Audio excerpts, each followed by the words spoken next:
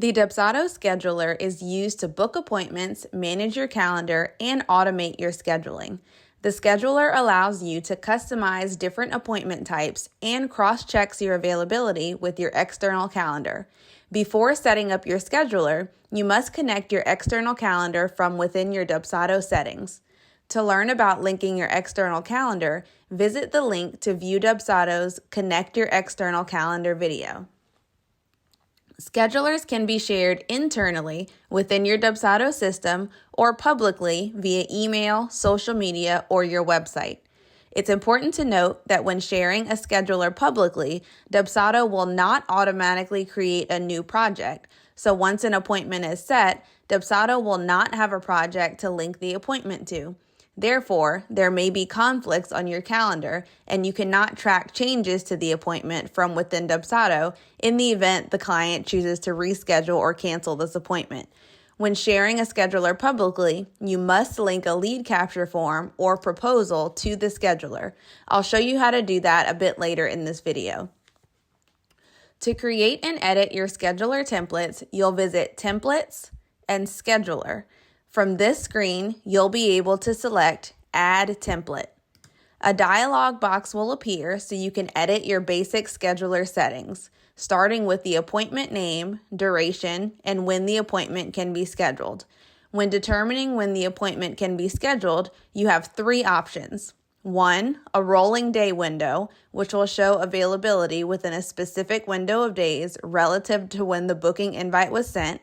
2, a fixed date window, which will show set dates in which the appointment can be scheduled. Note that these dates are not relative, so when the date window passes, the scheduler will not show any open dates for scheduling.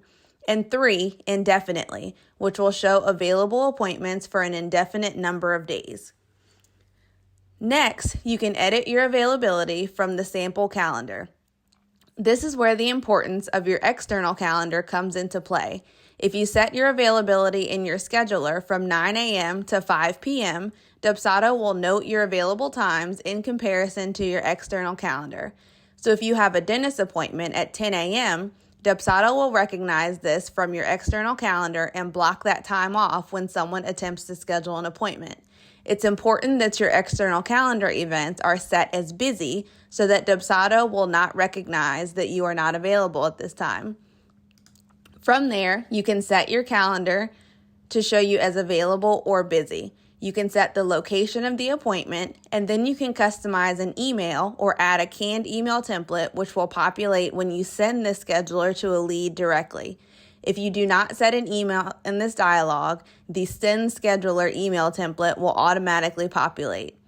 You can then switch to the Advanced Settings window for more customization. From here, you can set the Prevention, which will prevent appointments from being scheduled once within a certain time frame, for example, 24 hours in advance.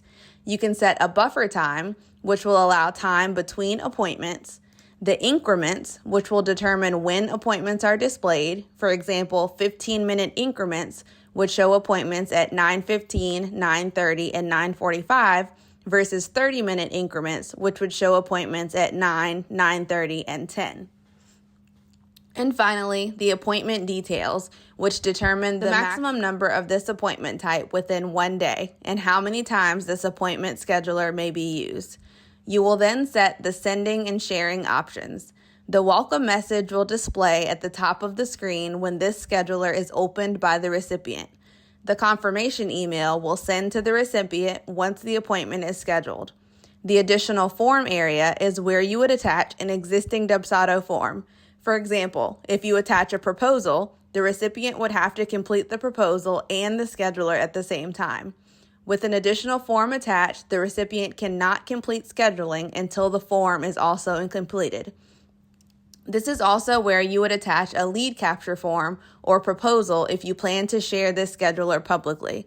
This works great for photography mini sessions, workshops, or classes.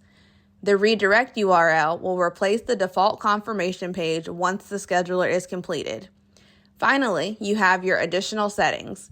You can add an invoice to your scheduler if you require payment for this appointment type. The recipient cannot complete scheduling their appointment until the invoice is paid in full.